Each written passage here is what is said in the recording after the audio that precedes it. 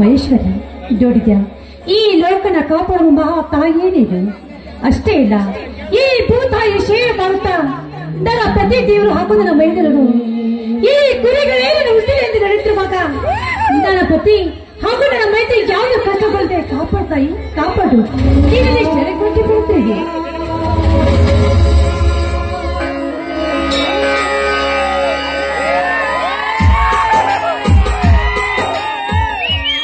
ಮಂಗಳ, ಹೇ ಮಂಗಳ, ಮುಗೀತೆ ನಿನ್ನ ಭವತಾರಣಿ ಮಂಗಳ ಗೌರಿಯ ಪೂಜೆ? ಹಾ ಮುಗೀತು. ಆ ಭವತಾರಿನ ಪೂಜಿಸಿ ನಿಮ್ಮ ದಾರಿ ಕಾಯ್ತಾ ಇದೆ. ಮೊದಲು ದೇವರಿಗೆ ನಮಸ್ಕರಿಸಿ.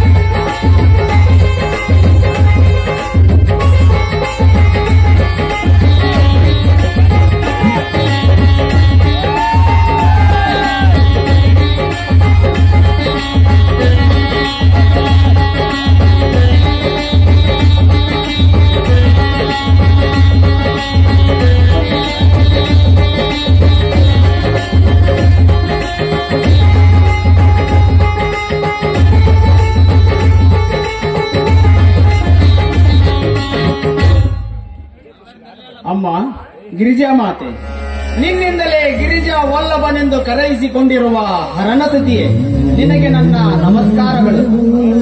ಮಹಾಭಾರತ ಕೋಗಿಲಿಯು ಕೂಡ ಅಮ್ಮ ಎಂದು ಕೂಗಿ ಆನಂದಿಸುವಂತೆ ನಾವಿಂದು ನಿನ್ನ ಪೂಜಿಸಿ ಭಾಗ್ಯವಂತರಾದೆವು ತಾಯಿ, ಭಾಗ್ಯವಂತರಾದೆವು. ಭೂ ಮಾತೆಯೇ ಅನ್ನ ಕೊಡುವ ಮಾತೆ ಎಂದು ಹಗಲಿರುಳು ಬಿಸಿಲು ಮಳೆ ಚಳಿ ಎನ್ನದೇ ದುಡಿಯುತ್ತಿದ್ದೇವೆ. ಕುರಿಗಳನ್ನು ಸಾಕಿಕೊಂಡು ಭೀಮಾರ್ಜುನರಂತೆ ತಮ್ಮಂದಿರನ್ನು ಬೆಳೆಸುತ್ತಿದ್ದೇವೆ. ಇದಕ್ಕೆಲ್ಲ ನಿನ್ನ ಆಶೀರ್ವಾದವಿರಲಿ ತಾಯಿ, ಆಶೀರ್ವಾದವಿರಲಿ. ಏನು ಸ್ವಾಮಿ, ನೀವು ಆಡಿದ ಮಾತ್ರನೇ ಯಾಕೋ ಕಠೋರತೆ ಮಾತು ಎದ್ದು ಕಾಣ್ತಾ ಇದೆಯಲ್ಲ, ಯಾಕೆ? ಹೌದು ಮಂಗಳ, ಹೌದು. ಕಠೋರತೆ ಎಂಬುದು ಈಗಿನ ಕಾಲದಲ್ಲಿ ಅಗ್ನಿ ಪರೀಕ್ಷೆಯ ಇದ್ದಂತೆ. ಆ ಪರೀಕ್ಷೆಯಲ್ಲಿ ನಮ್ಮನ್ನು ಗೆಲ್ಲಿಸಿ ಪಾಸು ಮಾಡಮ್ಮ ಎಂದು ಬೇಡಿಕೊಂಡೆ. ಅಂದರೆ ನಿಜಕ್ಕೂ ನಿಮ್ಮ ಮಾತಿನ ಅರ್ಥ? ಇದರ ನಿಜವಾದ ಅರ್ಥ ನೀ ತಿಳಿಯ ಬಯಸಿದರೆ ಅರ್ಥ. ನನ್ನ ಮಾತು ಅಲ್ಲಗಳೆಯುವುದಿಲ್ಲವೆಂದು ನನಗೆ ಭಾಷೆ ಕೊಡ್ತೀಯಾ? ಇದೇನ ಸ್ವಾಮಿ, ಪತಿಯಲ್ಲಿ ಹೆಜ್ಜೆ ಇಟ್ಟು ಪತಿಯ ಮಾತು ನಡೆಸಿಕೊಟ್ರೆ ಸತಿ ಧರ್ಮ ಆಗುತ್ತಾರೆ. ನೋಡಿ, ನಿಮ್ಮ ಮಾತು ಅಂತೇಳಿ ಖಂಡಿತವಾಗಿ ನಿಮ್ಮ ಪಾದ ಸಾಕ್ಷಿ. ಎದ್ದೇಳು ಮಂಗಳ, ಎದ್ದೇಳು. ಈ ನಿನ್ನ ಮಾತಿನಲ್ಲಿ ನನ್ನ ಅಜ್ಞಾನದ ಕಣ್ಣು ತೆರೆಸಿಬಿಟ್ಟೆ, ಹೃದಯದ ಬಡಿತವನ್ನೇ ಬದಲಾಯಿಸಿಬಿಟ್ಟೆ. ನಿತ್ಯ ಕೆಟ್ಟನನ್ನುಸಿರಿನಲ್ಲಿ ಸುಟ್ಟು ಧೂಮ್ರ ಕಣವಾಗಿ ಹೊರ ಹೋಗುವ ಪ್ರತಿ ಉಸಿರಿನ ಕಣಗಳು ರಾಮಬಾಣವಾಗಿ ಪ್ರಜ್ವಲಿಸಿ ಉಜ್ವಲ ಭವಿಷ್ಯದ ಗೂಡು ರಾಮರಾಜ್ಯದ ಗೂಡಾಯಿತು. ಆ ನನ್ನ ತಮ್ಮ ಬೀರನೆಂದು ಅರ್ಥದಲ್ಲಿ ನಿಲ್ಲಿಸಿದಿರಲ್ಲ, ಯಾಕೆ ಏನಾಯ್ತು ಅಂತ ಹೇಳಿ. ಅವನ ತಾಯಿ ನನ್ನ ತಾಯಿ ಅಕ್ಕ ತಂಗಿಯರು. ಗಂಡನಿಲ್ಲದ ನನ್ನ ಚಿಕ್ಕಮ್ಮ ರೋಗದಿ ಸಾಯುವ ಮುನ್ನ ಬೀರನೆಂಬ ಕೂಸನ್ನು ನನ್ನ ಕೈಗೊಪ್ಪಿಸಿ ಹೋದಳು. ಅದೇ ಕೂಸನ್ನೇ ಇಂದು ಶಕ್ತಿವಂತ ತಮ್ಮನನ್ನಾಗಿ ಬೆಳೆಸಿದ್ದೇನೆ. ಅವನೆಂದರೆ ನನಗೆ ಪಂಚಪ್ರಾಣ. ಅವನು ಕೂಡ ನನ್ನನ್ನು ದೇವರ ಸಮಾನವಾಗಿ ಕಾಣುತ್ತಾನೆ. ಆದ ಕಾರಣ ನಾವು ಬೇರೆ ಬೇರೆ ತಾಯಿ ಮಕ್ಕಳೆಂದು ನಮ್ಮಿಬ್ಬರ ಹೊರತು ಯಾರಿಗೂ ತಿಳಿಯಬಾರದು. ಅವನನ್ನು ನಿನ್ನ ಸ್ವಂತ ಮಗನ ಹಾಗೆ ನೋಡಿಕೊಳ್ಳಬೇಕು, ಅನಾಥನೆಂದು ಭಾವಿಸಬೇಡ. ನೀ ಎಂತ ಮಾತಾಡ್ತಾ ಇದ್ದೀರಾ ನೋಡಿ. ಶಕ್ತಿಲಿ ಭೀಮ, ಮುಕ್ತಿಯಲ್ಲಿ ಶ್ರೀಕೃಷ್ಣ, ಸತ್ಯದಲ್ಲಿ ಮಹಾರಾಜಂತೆ ಬೆಳೆದ ನಮ್ಮ ಮೈತ್ರ ಅನಾಥರಲ್ಲ. ನನ್ನ ಹೊಟ್ಟೆಲಿ ಹುಟ್ಟಿದ ಮಗುವಿಗಿಂತ ಹೆಚ್ಚಾಗಿ ಕಳಿತೀರಿ. ಅದು ನನ್ನ ರಾಮ ಕೊಟ್ಟ ವಚನ. ಮೆಚ್ಚಿದೆ ಮಂಗಳ ನಿನ್ನ ಬುದ್ಧಿಶಕ್ತಿಗೆ. ಇಲ್ಲಿಯವರೆಗೂ ನಾ ಹುಚ್ಚನಾಗಿ ಮುಚ್ಚಿಕೊಂಡು ಕೆಚ್ಚದೆ ಒಡೆದು ಹೋಗುವಂತಿದ್ದ ನನ್ನ ರಭಸದ ಭ್ರಮೆಗೆ ಒಟ್ಟನ್ನೇ ಹಾಕಿಬಿಟ್ಟೆ. ಇದಕ್ಕಿಂತ ಸಂತೋಷ ನನಗಿನ್ನೇನಿದೆ. ಇದೇ ಸಂತೋಷದ ಸಮಯದಲ್ಲಿ ಗರಿಬೆಚ್ಚಿದ ನವಿಲಿನ ಹಾಗೆ ನರ್ತಿಸಿ ಹಾಡು ಬಾ ನನ್ನೊಂದಿಗೆ. ಆಯ್ತು ರಾಜ, ಈ ಮೆಲ್ಲದ ಗಾಳಿಗೆ ತಪ್ಪಂತೆ ನನ್ನೊಂದಿಗೆ ಹೆಚ್ಚು ಇಟ್ಟು ಹಾಡ್ತಾ ಬರಬಾರ್ದು.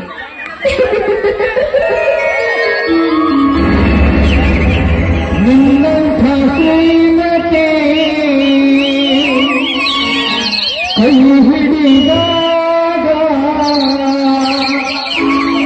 ನಿನ್ನಂಥ ಗುಣವತಿ ಜೊತೆಯಾದಾಗ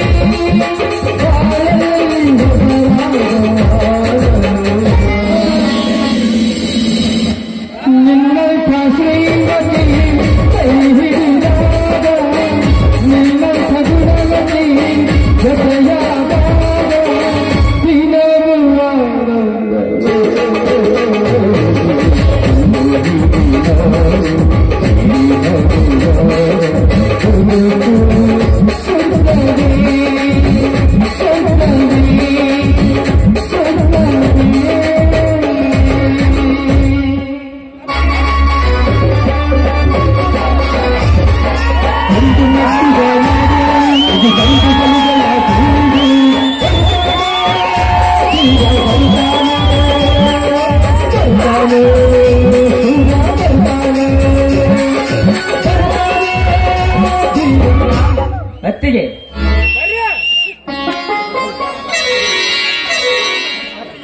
ಸಹೋದರ, ಈಗ ಬಂದೇನಪ್ಪ ಕುರಿಹಟ್ಟಿಯಿಂದ. ಹೌದಣ್ಣ, ಅಷ್ಟೇ ಕಸ ಹೊಡೆದು ಬಾಲ ಮರಿ ತಾಯಿ ಮಲೆಗೆ ಬಿಟ್ಟು ಅವುಗಳಿಗೆ ತೊಪ್ಪಲಾಕಿ ಬರುವುದೇ ಇಷ್ಟೊತ್ತಾತು. ನೋಡಿ ಬೈದ್ರ ಒಳಗಡೆಯಪ್ಪ, ಮಗ ಕಾಯ್ದುಕೊಂಡು ಉಪ್ಪಿಟ್ಟಿದ್ದು ಚಾಕುಡಿ ಅಂತ. ಈ ಬೀರನಿಗೆ ಚಾಯ ನನ್ನ ಎತ್ತ ತಂದೆ ತಾಯಿ ಅಂತಿರುವ ನಿಮ್ ಕೈ ತುತ್ತಿನಿಂದ ಚಚ್ಚದೆ ಬೆಳೆಸಿಕೊಂಡಿರುವ ಈಗಾಗಲೇ ಒಂದು ತಂಬಿಗೆ ಹಾಲು, ಒಂದು ಬಗಣಿ ಜೋಳದ ನುಚ್ಚುಂಡು ಬಂದಿದ್ದೇನೆ. ನಾನಂದ್ರೆ ನಿಮ್ಗೆ ಇಷ್ಟಲ್ಲವೇ? ಯಾಕೋ ತಮ್ಮ ಹೀಗ್ಯಾಕೆ ಹೇಳಕತ್ತೀರಿ? ಇವತ್ತು ನೀನಂದ್ರೆ ನಮಗೆ ಪಂಚ ಪ್ರಾಣ ಅಂತ ಈಗ ತಾನೇ ಹೇಳಿದಿನಲ್ಲ. ಅದೇ ಎಲ್ಲವೂ ತಮ್ಮ ಧರ್ಮದ ನುಡಿಯಿಂದ ಕೇಳಿಸಿಕೊಂಡೇನಣ್ಣ. ಹಾ, ಅದು ಅದು ಏಕೆ ತೊದಲಿರ್ತೀವಣ್ಣ?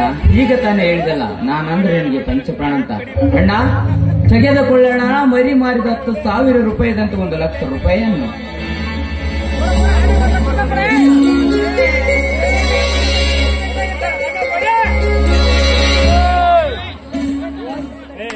ಎಂತಹ ಸಾಧನೆ ಸಹೋದರ ನಿನ್ನದು. ಈ ನಿನ್ನ ದುಡಿಮೆಯನ್ನು ನಾನೆಷ್ಟೇ ಬಣ್ಣಿಸಿದರೂ ಸಾಲದು. ಈ ನನ್ನ ಸಂಸಾರ ನಡೆಯುವುದೇ ಈ ನಿನ್ನ ಕುರಿಮರಿಯಿಂದ. 2 ವರ್ಷದಿಂದ ನಾನು ಎಷ್ಟೇ ಹೊಲ ಉತ್ತಿ ಬಿತ್ತಿ ಬೆಳೆದರೂ ಮಳೆ ಇಲ್ಲದೆ ಬೆಳೆ ನಾಶವಾಗಿ ಈ ನೇಗಿಲ ಯೋಗಿ ನೀವು ತಂದದ್ದನ್ನು ತಿಂದು ಬೇಗುವ ಭೋಗಿಯಾಗಿದ್ದಾನೆ. ಈ ವರ್ಷವಂತೂ ಮಳೆಯೂ ಇಲ್ಲ, ಬೆಳೆಯೂ ಇಲ್ಲ. ಅಣ್ಣ, ನಾನಿರುವಾಗ ನಿನ್ನ ಕಣ್ಣಲ್ಲಿ ನೀರಿ ಕಣ್ಣ. ನೇಗಿಲ ಯೋಗಿ ಆದ ನೀನು ಎಂದು ಭೋಗಿ ಅಲ್ಲ. ಈ ನೇಗಿಲ ಯೋಗಿ ಉತ್ತಿ ಬಿತ್ತಿ ಬೆಳೆದಿದ್ದರೆ ಈ ಜಗತ್ತಿಗೆ ಉಳಿಗಲವಿಲ್ಲ. ನಿತ್ಯ ಅದು ನಿನ್ನ ಕಾಯಕ. ಎಂತಹ ವಿಚಾರ ಶಕ್ತಿ ಹಡಗಿದೆ ಸಹೋದರ ನಿನ್ನಲ್ಲಿ. ನಿನಗೆ ಕಾಯಕದ ಅರ್ಥವು ಗೊತ್ತೇ? ಅಣ್ಣ, ನಿನ್ನ ತಮ್ಮನಾಗಿ ಜನಿಸಿ ಬಂದವರಿಗೆ ಇಷ್ಟೊಂದು ತಿಳಿದಿಲ್ಲ. ಅಣ್ಣ ಕೇಳಿಲಿ ಯೋಗಿ ಅರ್ಥವನ್ನು. ಅಂದ ಈನ ಅಂದ ಅನಾಥರಿಗೆ ತಂದೆಯಾಗಿ, ಮೂಗರಿಗೆ ಮೇಘನಾದವಾಗಿ, ಕಲೆ ಸಂಗೀತ ಗಾಯನ ಕಲಿಸಿದ ಪುಟ್ಟರಾಜರು ಗಾನಯೋಗಿ. ಲಕ್ಷಾನುಲಕ್ಷ ಮಕ್ಕಳಿಗೆ ವಿದ್ಯಾದಾನ ಮಾಡಿ ಅನೇಕ ಶಿಕ್ಷಣ ಸಂಸ್ಥೆಗಳನ್ನು ಕಟ್ಟಿ ತ್ರಿವಿಧಿ ದಾಸೋಹ್ಯದವ ಸಿದ್ಧಗಂಗಾ ಶ್ರೀಗಳು ಶಿವಯೋಗಿ. ಹುಟ್ಟಿದ ದಿನದಿಂದಲೇ ಕಾಂಚನವನ್ನು ಕಾಲಲ್ಲಿ ಸರಿಸಿ, ಹಾಸ್ಯಗಳನ್ನು ತ್ಯಜಿಸಿ, ಜೇಬುಗಳಿಲ್ಲದ ಶರ್ಟನ್ನು ಧರಿಸಿ, ಅವರು ಸಾಯುವ ಮುನ್ನ ಬರೆದಿಟ್ಟ ಈ ಲೇಖನೆಯಲ್ಲಿ ಈ ಜೀವ ಇಲ್ಲದ ಮೇಲೆ ಇದರಲ್ಲೇನಿದೆ? ಸತ್ಯವೂ ಇಲ್ಲ, ಅಸತ್ಯವೂ ಇಲ್ಲ, ಸಹಜವಿಲ್ಲ, ಅಸಹಜವೂ ಇಲ್ಲ, ನಾನು ಇಲ್ಲ, ನೀನು ಇಲ್ಲ, ಇಲ್ಲ ಎಂಬುದು ತಾನಿಲ್ಲ ಎಂದು ಬರೆದು ಶಿವದೀನರಾದರಲ್ಲ ಬಿಜಾಪುರದ ಸಿದ್ದೇಶ್ವರ ಶ್ರೀಗಳು. ಅವರ ಜ್ಞಾನ ಯೋಗಿ ಅಣ್ಣ. ಎಂತಹ ಮಾತುಗಳಿವು? ಇನ್ನು ಕೇಳೋಣ. ಈ ಸೃಷ್ಟಿಕರ್ತ ನಿರ್ಮಿಸಿದ ಈ ಜಗತ್ತಿನಲ್ಲಿ ಚಳಿ ಮಳಿ ಬಿಸಿಲೆನ್ನದೆ ಉತ್ತಿ ಬಿತ್ತಿ ಬೆಳೆದು ಜಗತ್ತಿಗೆ ಅನ್ನ ಹಾಕುವ ನೀನು ನೇಗಿಲ ಯೋಗಿ ಅಣ್ಣ, ನೇಗಿಲ ಯೋಗಿ. ಆಹಾ, ನಿನ್ನ ಒಂದೊಂದು ಮಾತುಗಳನ್ನು ಕೇಳಿ ನಾ ಈ ಜಗವನ್ನೇ ಮರೆತು ಬಿಟ್ಟೆ.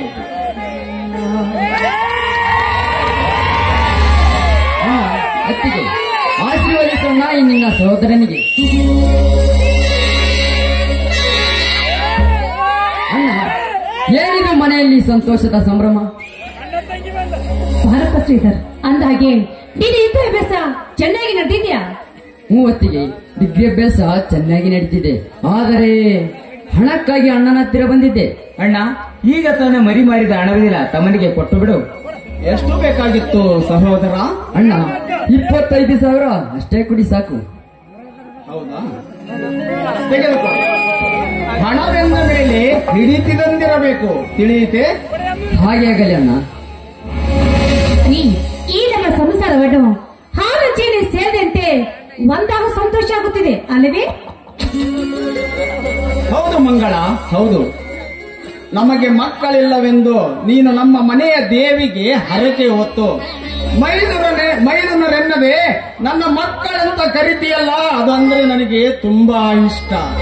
ಈಗ ನಮ್ಮ ಸಂಸಾರ ಬಹಳ ಸಂತೋಷದಿಂದ ಸೇರಿದೆ. ಬನ್ನಿ, ಇದೇ ಸಂತೋಷದ ಸಮಯದಲ್ಲಿ ಎಲ್ಲರೂ ಹಾಡಿ ನಲಿಯೋಣ.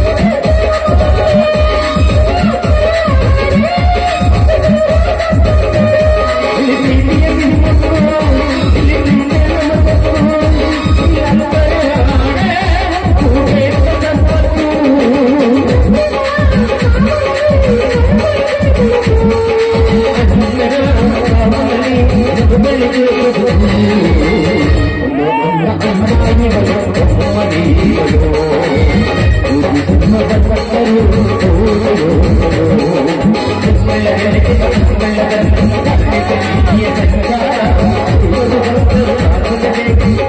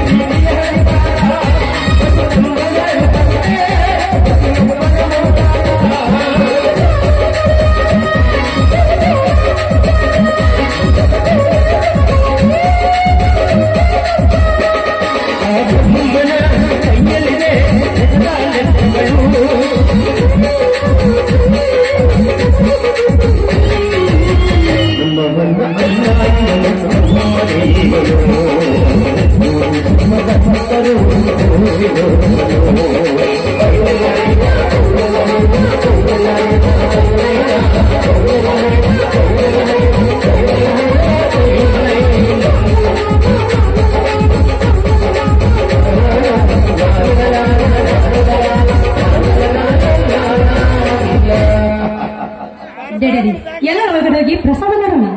ಸರಿ ಬನ್ನಿ.